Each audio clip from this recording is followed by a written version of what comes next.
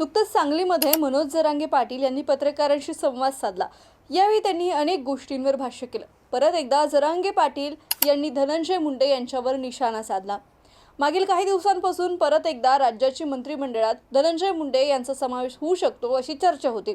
यावर बोलताना मनोज जरांगे पाटील यांनी म्हटलंय की धनंजय मुंडेला पुन्हा मंत्रिपद हे स्वप्नात पण आणू नका असं त्यांनी म्हटलं।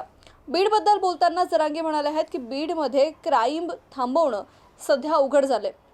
गुंडगिरी संपायला 20 वर्ष लागतील। महादेव मुंडे यांच्या प्रकरणामध्ये खरं नाव द्या। अजित पवार पालकमंत्री आणि बीडमध्ये येऊन फक्त चालणार नाही, प्रशासन निर्वाचक ठेवणं गरजेचं आहे। बीडमधील प्रशासन वेगळं आहे।